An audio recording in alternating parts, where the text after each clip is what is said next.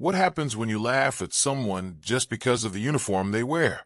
When you assume the person delivering your lunch couldn't possibly be the one funding your next paycheck?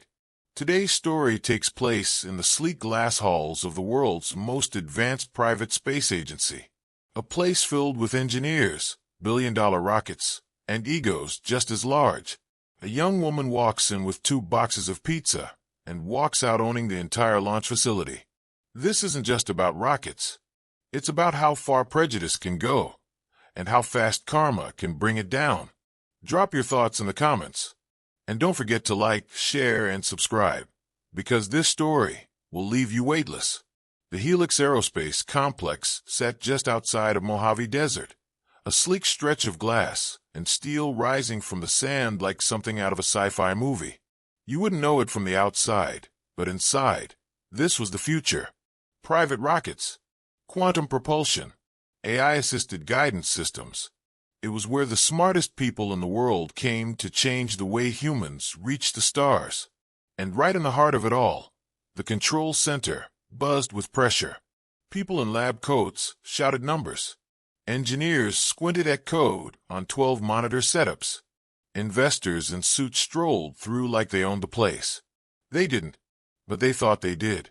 One of them, a mid-30s tech bro named Carson Hale, leaned back in his ergonomic chair, tossing a stress ball and pretending he was doing something important. He wore a Helix Aerospace polo shirt, like he was part of the engineering team. He wasn't. He was part of the funding group from a firm called Orion Ventures, a group that had invested big into Helix's newest Mars engine prototype. So now, Carson walked around like he was some kind of god. Cocky, loud, fake smart. You know the type. Listen, he was saying to a small crowd of junior interns. This whole operation, it's basically happening because of me. No one corrected him, not because they believed it, but because people like Carson were dangerous if you crossed them. He could recommend you for promotion, or bury you under 5 years of silence. So they nodded, smiled. He basked in it. And then the door opened. A girl in a red hoodie and baseball cap walked in carrying 2 pizza boxes. Oil-stained jeans. Plain black sneakers. No badge. No clearance tag. She looked completely out of place. Carson scoffed instantly. A delivery goes to the back in trance. She stopped, looked around, then checked her phone. Order says Conference Bay 3. This is a restricted area, he said louder, like he was on security detail. You're probably lost. She held up the phone. I was told to bring it here. Someone from the lab peeked out. Oh, yeah, that's for the propulsion team. They're in final testing and didn't want to step out. Carson looked offended. We don't just let anyone walk in here. This isn't a pizza joint. The girl raised an eyebrow. You the front desk now. Laughter broke out from the lab guys. Carson's face turned red. You know what? Never mind. Leave it there. I'll make sure they get it. I was told to hand it to someone directly. Well, I'm telling you to hand it to me. She looked at him, long and slow, then set the boxes on the nearest table. No problem, she said. Just wanted to see how things ran around here. You mean other than better than your local Domino's? Carson muttered under his breath. She smiled, didn't say anything, just turned, walked back toward the door. And as she reached it, she looked back over her shoulder. I'll be seeing you, Carson. He blinked. Wait, how do you know my name? But she was already gone. That should have been the end of it. But people noticed, especially the interns, especially the lead engineer, Dr. Mariella Choi, who'd watched the whole thing from her corner desk. She turned to her assistant. Pull up today's visitor list. Security clearance entries. The assistant typed, and then froze. No way, she whispered. What? Mariella leaned in. The name on the delivery pass? It wasn't a DoorDash driver. It's listed as external VIP observer. Mariella blinked. What's the name? The assistant turned the monitor. And there it was. Amara Lynn. A name Mariella hadn't heard in years, but one she recognized instantly. Because a decade ago, Amara Lynn was the girl who dropped out of Stanford after 2 years, disappeared from the tech scene, and refused every media request after her first quantum AI patent made waves in aerospace simulation models. She was called the mind that could rewrite orbital propulsion. Then she vanished. Until now. Meanwhile, Carson was still gloating in the lobby. People like that don't get how serious this place is, he told anyone who would listen. No idea who they're talking to. He didn't notice that the building had started to buzz in a different way. That quiet hum that came right before something big dropped. Across the hall, in the executive boardroom, something was happening. The head of Helix Aerospace, CEO Nora Kim, stood at the long glass table, surrounded by shareholders. "This isn't a routine update," she said. "The individual who just entered our facility is not here to deliver food." The investors looked confused. She is the newest majority shareholder of Helix Aerospace. Silence. Complete, total, stunned silence. Carson, still standing in the hallway, laughed when he overheard it. "Wait, what?" He stepped in. "Sorry, did you just say the pizza girl owns this place?" Nora looked straight at him. "I said Amara Lynn, founder of Lintech Labs and inventor of our propulsion simulation algorithm, now owns 62% of Helix Aerospace after a private acquisition finalized last night." Carson stood still, frozen. She has chosen to observe the company anonymously before deciding the next phase of restructuring. He blinked. Nora continued, "And I strongly advise everyone in this room, and outside of it, to reflect on how they treat people who walk in quietly." In the lab wing, Mariella closed her laptop. She smiled. A quiet smile. The interns whispered to each other. "She's the owner now. Of the whole thing. Dude, Carson is so screwed." And down in the parking lot, Amara Lynn sat on the hood of her car, pizza bag in the passenger seat, looking up at the stars she used to dream about. She checked her phone. One message. From the board. "Ready to step in?" She smiled to herself. Not yet. Let them sweat. Let the truth spread on its own. Some lessons teach themselves. And hers was just beginning. By noon the next day, the name Amara Lynn had spread through Helix Aerospace like wildfire. It wasn't just gossip. It was whispers in the elevator, Slack messages with fire emojis, mid-meeting side glances, engineers pretending to work, eyes glued to silent browser tabs with her profile pulled up. The girl in the hoodie with the pizza box wasn't just some eccentric billionaire. She was the tech world's ghost story come true. She hadn't given a public interview in 8 years, refused every award, turned down acquisition offers from Google, SpaceX, and even Helix themselves. And now, she owned them. Carson Hale didn't take it well. He hadn't slept much. He stayed up scrolling through forums, watching clips from her old TEDx talk, reading headlines like, "The pizza girl who owns a rocket company. She disappeared from Silicon Valley. Now she owns the sky." His name hadn't shown up in the articles. Not yet. But his face had been in the security footage. Right next to her. Every second of their exchange yesterday recorded. Interns had screen capped it. Memes were being made. He became a TikTok punchline overnight. POV. When you flex on someone who's literally your boss. Caption. Bro told the CEO to use the backdoor skull. One post had over 3.7 million views by morning. He tried to report it to HR. HR had laughed. Quietly, of course. At 10:34 a.m., Carson walked into the executive floor, trying to act like everything was normal. But nothing was. People didn't make eye contact with him anymore. They made way. Some out of awkwardness. Some out of pity. He stepped into a meeting late and tried to act casual. "Morning," he muttered, taking a seat. No one responded. The room was already focused on the giant screen at the front, where Nora Kim, Helix's CEO, stood beside a slide that read, "Strategic Restructuring Under New Ownership." Her voice was calm but firm. "We are no longer operating under venture pressure. No more short-term PR stunts. No more cutting corners for quarterly reports. The room stayed quiet. All engineering departments will report directly to a new oversight board. Amara Lynn has requested a full internal audit of management decisions, especially relating to employee treatment, dismissed ideas, and rejected proposals. Carson felt his stomach twist. He recognized that language. They weren't just reviewing budgets. They were reviewing behavior. He raised his hand. Sorry, just to clarify. What kind of proposals are we talking about? Nora turned to him. Any that were dismissed without review. So, like all of them. No, she said, eyes steady. Just the ones you personally shut down. At 11:15 a.m., Carson got an internal message from corporate ethics. Please join us for a brief review of your interaction with Ms. Lynn during her entrance visit. Meeting room 7B. 12 o'clock sharp. He froze. 12 o'clock. Just over 30 minutes. Meanwhile, on the lower floors, the energy was electric. Not fear, excitement. For the first time in months, ideas were being pulled out of junk folders and reviewed seriously. A propulsion model that had been shelved by Carson 2 quarters ago, suddenly approved for trial.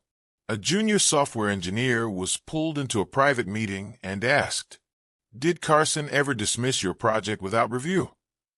Suddenly, the people at the bottom were being listened to. Really listened to.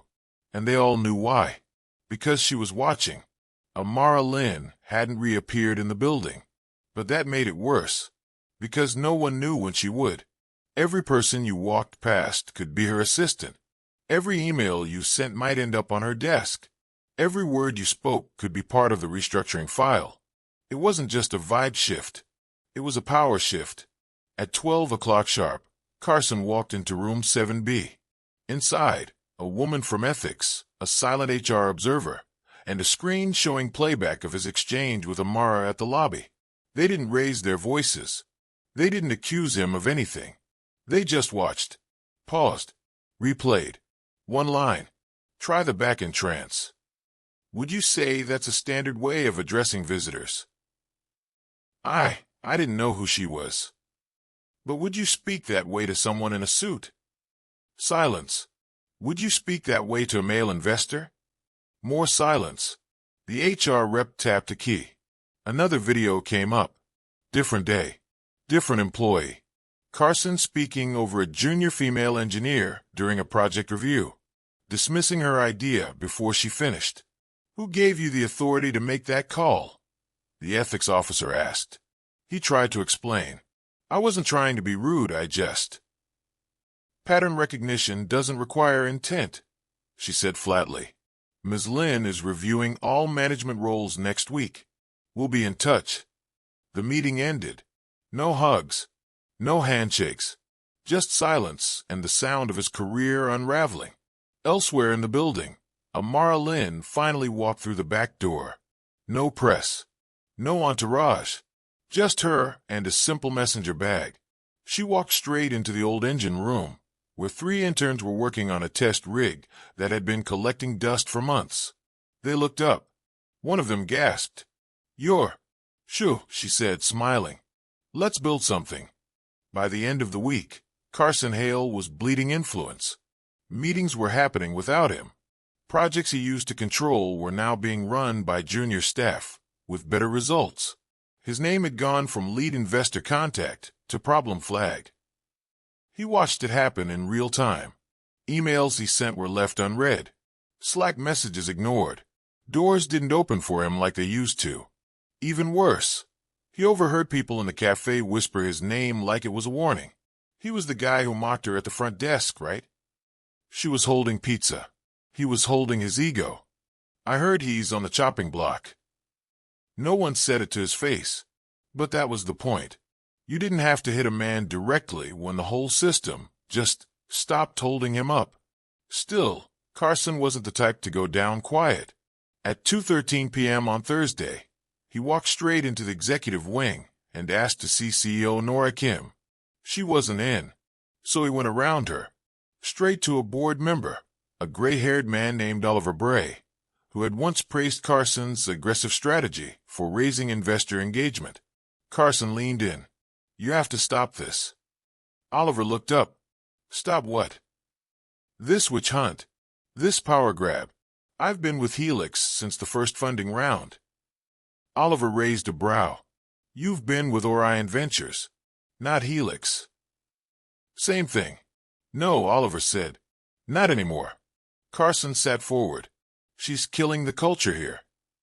You mean the culture where your voice mattered more than engineers? I made deals happen. You made noise, Oliver said calmly. She builds engines. You build distractions. Carson's face hardened. So that's it. You're with her now. Oliver closed his folder. I'm with whoever's building the future. And right now it's not you. That night, Carson did something stupid. Desperate stupid. He called a contact in tech media, someone he'd leaked stories to in the past. Said he had dirt, a secret about the new owner. Something big. The next morning, an anonymous post appeared on a major tech blog. Who is Amara Lynn really? Sources say the pizza billionaire may not be who she claims. Questions arise around the legitimacy of her stake in Helix Aerospace. Within hours, the internet was buzzing. Again. But this time, the tone was different. Because within minutes of the article going live, Helix issued a press release. All ownership records have been public for years. The claim is baseless, and the source is known. Further, Ms. Lynn has authorized the release of her complete investment timeline, including patent history, acquisition terms, and public filings. Then came the twist. We will also be initiating legal action against the individual responsible for this false report. The next sentence hit like a bomb. The source has been confirmed as Carson Hale, formerly of Orion Ventures. Formerly, as in no longer employed. The moment the press release hit Twitter, the story flipped instantly. Investor tries to smear Helix owner, backfires in 24 hours. Don't come for Amara Lynn unless she sends for you. Another bro goes boom. Tech karma served hot.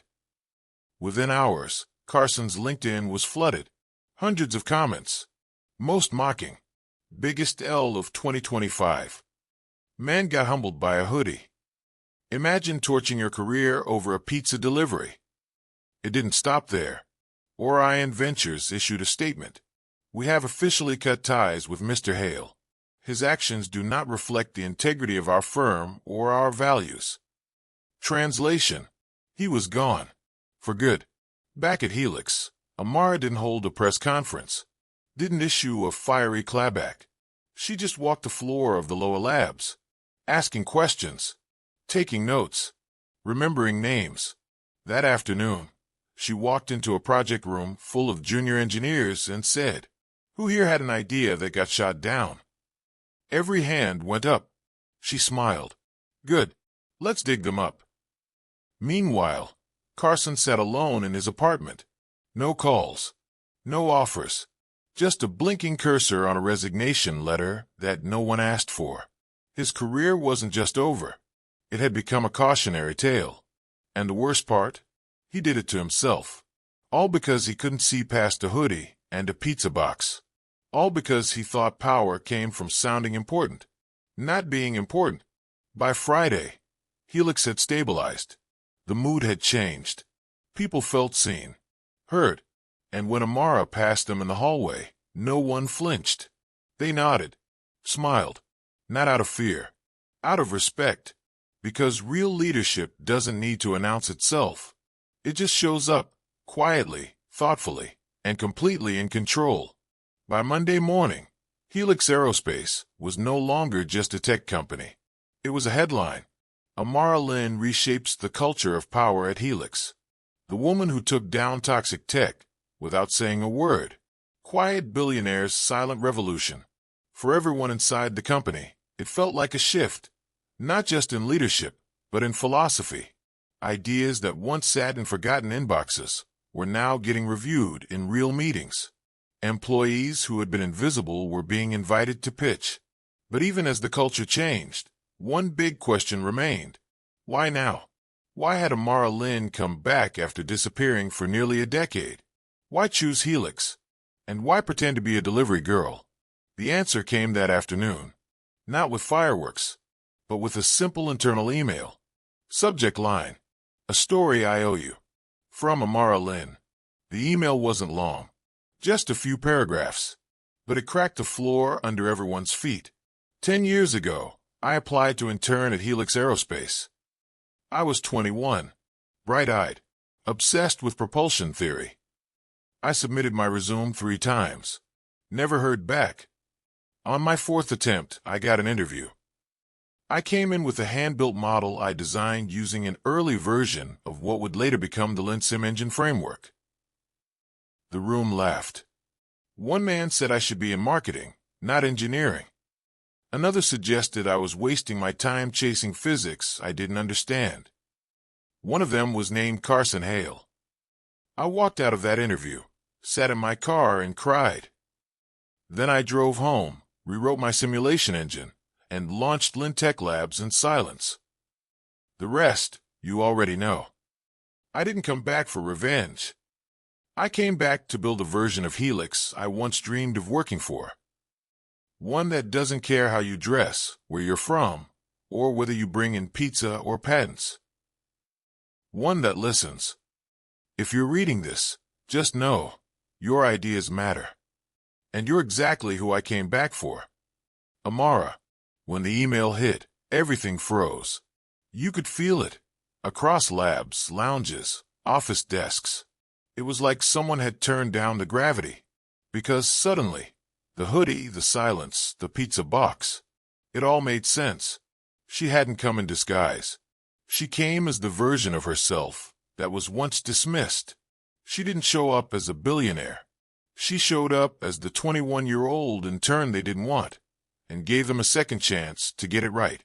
That evening, in the design lab, Amara stood quietly while a group of engineers pitched a propulsion model that had been shelved for 3 years. It had been shot down under Carson's watch for being unrealistic. She listened to every word, asked questions, took notes, and when the engineer finished, she nodded once. I believe in this. Let's fund it. The room lit up, not just with excitement, with relief. They were no longer being tolerated. They were being trusted. Across the street, Carson Hale sat in a downtown cafe, scrolling through his phone. He read the email 3 times. His name, in it, burned into company history, and not as a visionary, as a warning. The coffee in front of him had gone cold. He looked up at the TV on the wall, muted, playing a business news segment. Amara Lynn, the silent power behind tech's most dramatic culture shift. There she was, on screen, smiling gently. No makeup, no hype, just the girl he told to use the back door. The internet had turned her into a legend. Fan edits, Reddit deep dives, inspirational quote threads. They tried to humiliate her. So she bought the building. Don't tell someone they don't belong in a room when they own the blueprints. And the biggest quote of all, the final line from her email. You're exactly who I came back for. That one hit like poetry, like a promise, like justice wrapped in kindness. Back at Helix, a new sign had quietly gone up in the lobby. A small plaque, next to the front desk. It read, in memory of all the ideas that were laughed at, and the people who brought them back. Yell. Within 24 hours of Amara's email going out, the story left the walls of Helix. It spilled into the press, into social media, into every podcast, tech panel, and business school classroom in the country. The rebirth of a tech giant. How Amara Lynn silently took over Helix Aerospace. Humiliated at 21. Billionaire at 31. Back to rewrite the rules. Power in a hoodie. The quiet revolution of Amara Lynn. News outlets couldn't get enough of her. They dug up old photos. A 19-year-old Amara at a hackathon, covered in circuit dust. Clips from her rare college presentations. A blurry screenshot of her walking into Helix with pizza boxes in hand. That one. It became iconic. TikTok edit, 5M+ likes. Started from the bottom. Image of Carson pointing at the door. Cut to Amara walking in with pizza. Overlay. She owns the launch pad now. Twitter was on fire. I don't want to be a girl boss. I want to disappear for 8 years and come back owning the lab where they laughed at me. She really pulled the reverse Uno on the aerospace industry. Carson fumbled the biggest bag in human history. And speaking of Carson, his name didn't just fade. It got erased. Helix wiped his presence from every official document. His profile on the Orion Ventures website. Gone. A press release stated, Mr. Hale's previous involvement with Helix does not reflect the current mission or culture of the company. Internally, his Slack account was deleted. Email auto-response. This address is no longer in use. He tried to salvage it. Reached out to podcasts, tech writers, startups. Nobody responded. One recruiter sent him a single-line email. Not a culture fit. He became a meme, and not the good kind. He was the guy who told a billionaire to take the back door. And in an industry that's all about vision, he had proven he couldn't even see what was right in front of him. Back at Helix, things were changing fast, in the best way. New faces were being promoted. People who had been buried under layers of middle management noise were suddenly in the room where things got built. One janitor, Marcus, a former aerospace mechanic who had taken the job after being laid off years ago, was approached by Amara herself. You worked on Orbiter 7, didn't you?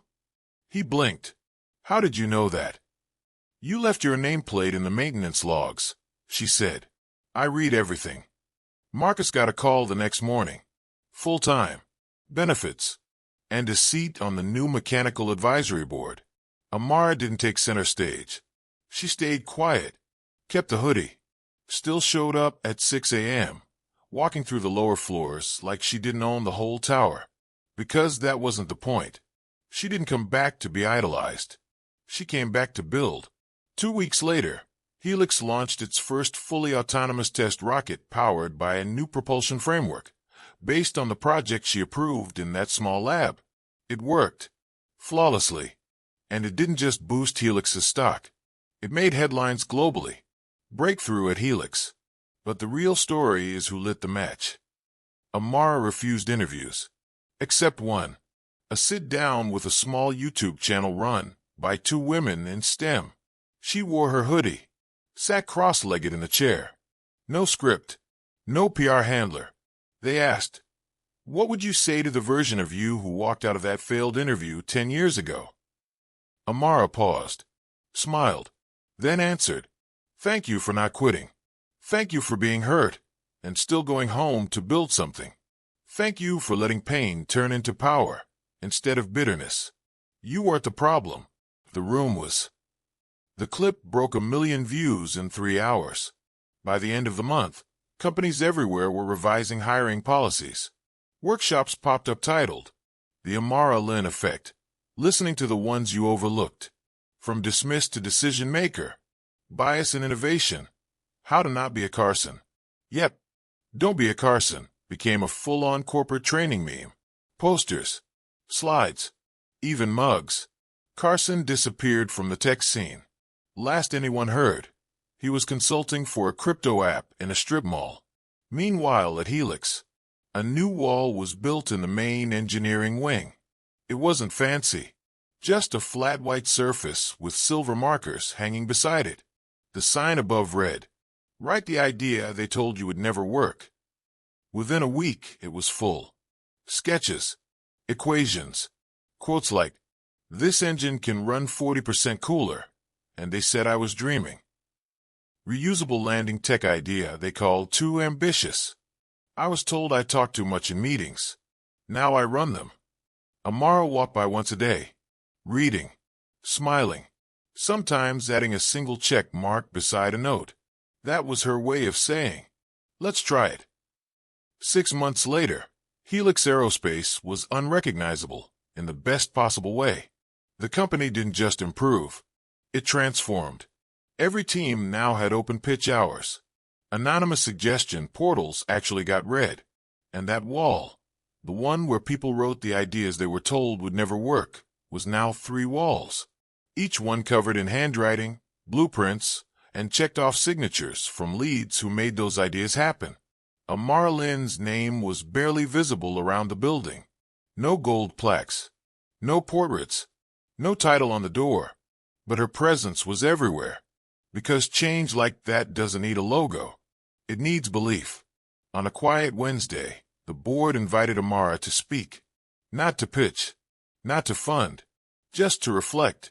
She walked into the room, like she always did. Low-key, hoodie, notebook in hand. The boardroom was filled with new faces, many of them young engineers and scientists who had once been background characters. Now they sat at the table, because she put them there. One of them, a woman named Camille, turned to her. You ever think about how different this place would have been if they had hired you back then? Amara smiled. I used to. Camille leaned in. And now I'm glad they didn't. That answer hit hard. She continued. If they had hired me, I might have spent years trying to fit in. She looked around the table. Instead, I got to come back and break it open. Meanwhile, the rest of the tech world was still catching up. A Harvard Business Review article called her model the Amara method. Build quietly. Lead with integrity. Observe before you act. Listen before you speak. And never mistake silence for weakness. Stanford created a scholarship in her name. She declined the offer to speak at their graduation. Instead, she sent in a short video. I hope you build things that outlive your resumes. I hope you don't wait for permission to be brilliant. And if you're ever dismissed, remember, their rejection is not your reflection. It's just their limitation. The crowd roared. As for Carson, he faded into the background, quietly, painfully. One article in a gossip blog mentioned he tried to apply to a new startup under a fake name. Someone recognized him in the interview. The story ended with, candidate left awkwardly. No follow-up needed. It became a meme. No follow-up needed. People printed it on office mugs across tech. He wasn't a villain anymore. Just a cautionary tale. And that might have been worse. Back at Helix, Amara stepped onto the roof alone one evening. The sky was clear. Stars looked like pinholes punched into black velvet. She remembered standing there 10 years ago, heartbroken, rejected, convinced she'd never get a shot. Now, she stood there as the owner of the building. She pulled out her phone. One unread message from a young coder named Malik. Hey, I got laughed at in a meeting yesterday, but your story reminded me why I'm still here. Just wanted to say thanks. She replied with just 4 words. Keep building. I see you. Before she left the roof, she pulled a small marker from her pocket, walked to a panel near the maintenance door, wrote a single line. No name, no date, just this. If you were told you don't belong, you're already on the right floor.